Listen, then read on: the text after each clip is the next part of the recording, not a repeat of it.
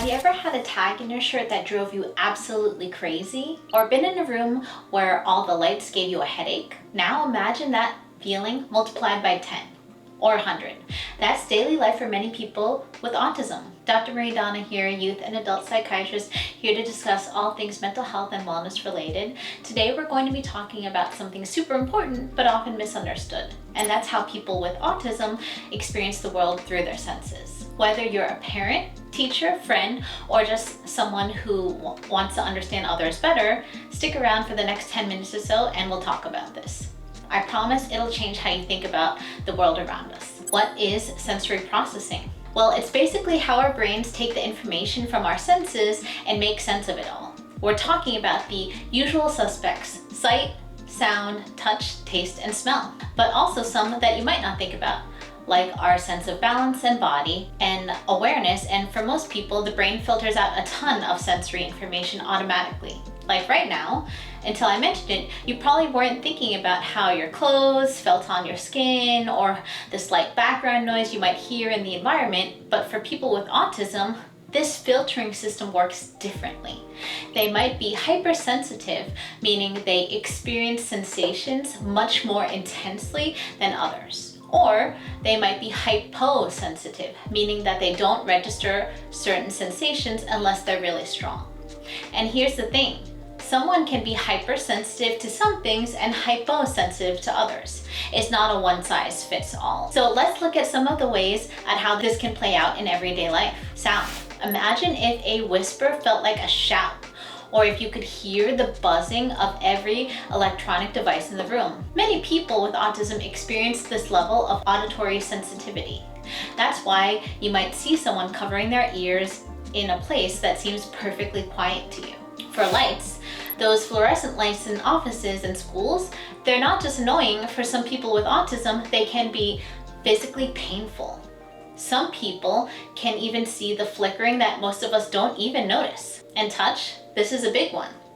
That itchy tag I mentioned, or the seams in socks, these can feel like sandpaper on skin. Some fabrics might be totally unbearable. On the flip side, some people crave deep pressure, like tight hugs or weighted blankets to feel regulated. Taste and smell. Picky eating is often actually sensory-based. Strong flavors or certain textures can be overwhelming. And smells? What might seem mild to you might be intensely overpowering to someone with heightened sensory processing. Movement and body awareness. Some people with autism might seem clumsy or have trouble with coordination. Others might seek out movement like spinning, rocking, or jumping as a way to regulate their sensory system. Quick personal note. I had a patient who could taste the difference between brands of bottled water. Most of us would say water is water, right? But to her, they were as different as orange juice and coffee. That's sensory processing in action. These sensory differences don't just affect comfort, they can impact every aspect of life. Social situations can be tough when parties feel like sensory overload bombs them. Crowded places, multiple conversations, music, and bright lights, that's a lot for anyone to process. Learning environments like classrooms might be filled with distractions that make it hard to focus on what the teacher is saying. Daily routines many of us take for granted, like haircuts, dental visits, or trying new foods, can become major stress points for people with autism and differences in sensory processing. But I want to emphasize something important.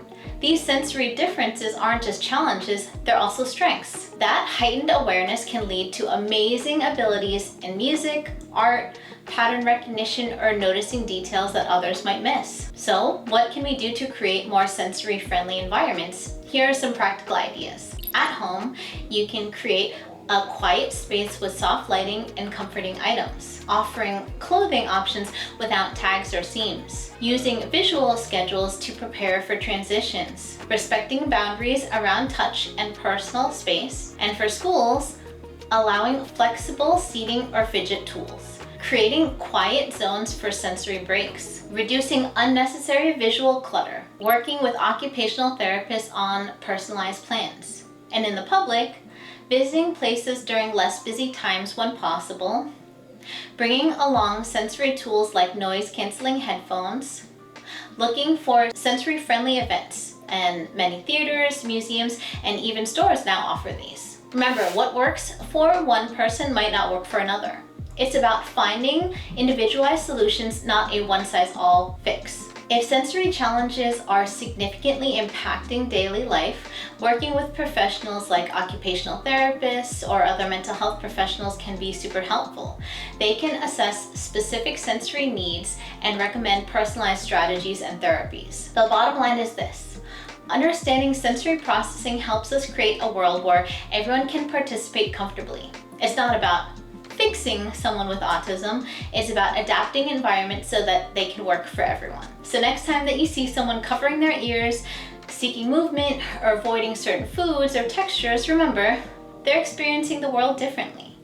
And that's okay. A little understanding and accommodation can go a long way. Thanks for hanging today. If you found this helpful, hit that subscribe button and drop a comment letting me know what other topics you'd like me to cover. Until next time, take care of yourself and each other.